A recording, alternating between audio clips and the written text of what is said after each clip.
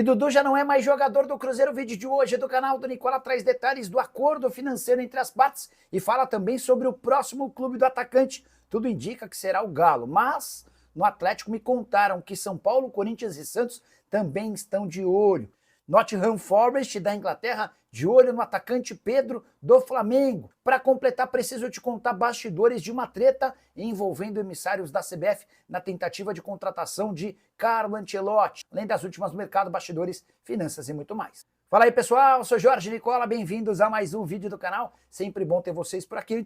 Agora quero começar o vídeo com aquele tradicional giro de notícias e a primeira informação é sobre Alejandro, que foi artilheiro do Campeonato Brasileiro na temporada passada, atualmente no CSKA da Rússia, e a coisa não tem funcionado bem para ele. Só 4 partidas desde a transferência para o exterior, nenhum gol marcado, vários jogos como reserva, e o Alejandro tem dado sinais de que gostaria de voltar ao Brasil. O Internacional é um dos interessados. Já Gabigol reencontrará o Flamengo nesse final de semana. Não se sabe se na condição de reserva ou de titular, mas é um encontro para lá de esperado. O próprio Gabigol disse recentemente, depois da partida do Cruzeiro contra o Vila Nova, que segue apaixonado pelo Flamengo e vai ter um gostinho especial pro jogador. Bora com uma informação de bastidor que mostra um pouco da bagunça da CBF, a Confederação Brasileira de Futebol, que tem como diretor de seleções Rodrigo Caetano, talvez o mais respeitado entre todos os executivos de futebol do país. Mas, para contratar Carlo Ancelotti, o Edinaldo Rodrigues enviou uma dupla de pouquíssima experiência e sem muito contexto dentro do futebol nacional. Diego Fernandes e Álvaro Costa foram os emissários da CBF na negociação com o treinador italiano que pertence ao Real Madrid. Foram eles os responsáveis por viajar na semana passada para Londres para tentar sacramentar o acordo. Só que descobriu-se depois que o Diego Fernandes fez vazar para a imprensa espanhola todos os seus passos durante essa viagem.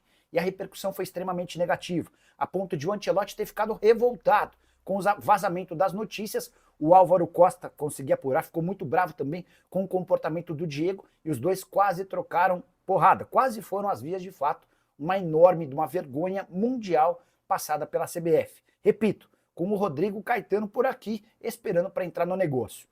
Depois desse caos protagonizado por Diego e Álvaro, que eu confesso que não conhecia, o Diego é mais conhecido no meio do futebol por trocar dinheiro para vários atletas, entre eles pro Neymar.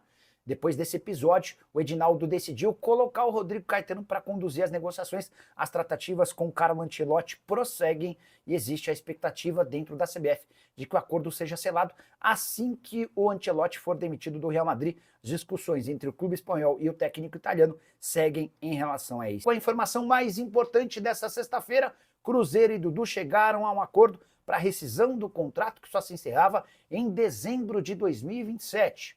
Dudu vai ter direito a cerca de 16 milhões de reais pela dispensa. Importante lembrar que se ficasse com o atleta até o fim do contrato, o Cruzeiro desembolsaria mais de 50 milhões de reais.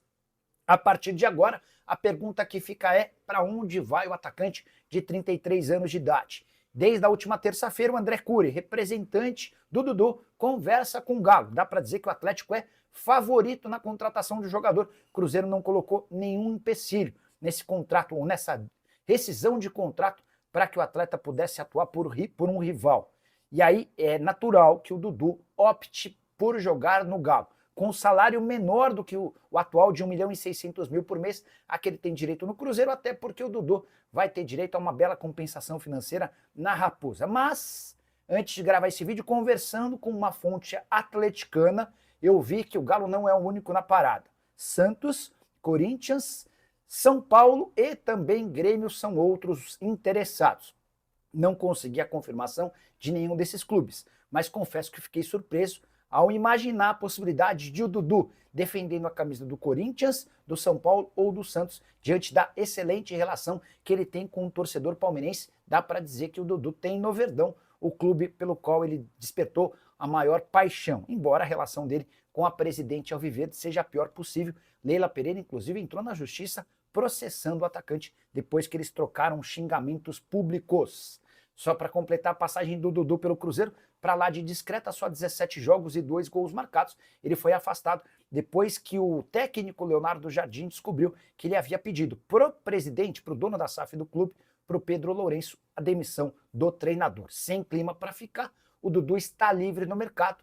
O Cuca faz enorme pressão para que ele vire reforço atleticano, e independente de se virar reforço do Galo, do São Paulo, do Santos, do Corinthians, do Grêmio ou qualquer outro clube, Dudu só pode voltar a atuar a partir de 2 de junho, quando a janela por aqui reabre. E você, gostaria do Dudu no seu time do coração? Para onde você acha que ele vai?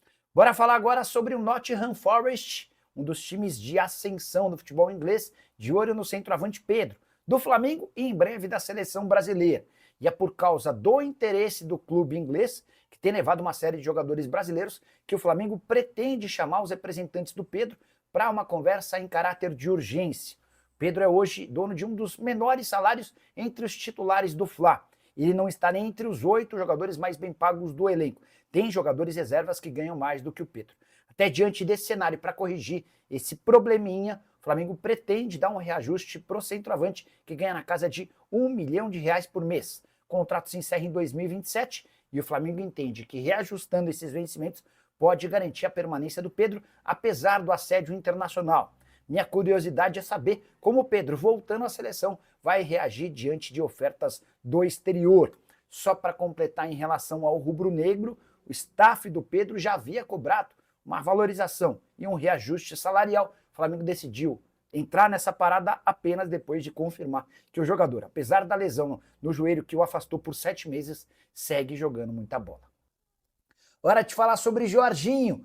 O volante do Arsenal vai ou não virar reforço do Flamengo? Ainda não há assinatura do pré-contrato, mas a notícia boa é de que o Jorginho já acertou o aluguel de uma casa no Rio de Janeiro. Vou até dar mais detalhes desse acordo. O Jorginho vai morar num condomínio chamado Alphaville, que fica na Barra da Tijuca e reúne vários outros jogadores do Flamengo e de atletas que atuam fora do país. Jogadores do Flamengo que moram nesse condomínio: Bruno Henrique, Danilo, Alexandro e Rossi. Outros atletas que também têm casa por lá: Lucas Paquetá, Bruno Guimarães e Vinícius Júnior. Importante lembrar que assim que confirmada a transferência do Jorginho do Arsenal para o Flamengo, ele pela primeira vez atuará de forma profissional no Brasil. Saiu muito cedo para jogar na Itália e só esteve na Itália e na Inglaterra. O contrato lá no Arsenal se encerra em junho, mas ele vai ficar livre e à disposição do Flamengo possivelmente ao fim do mês de maio.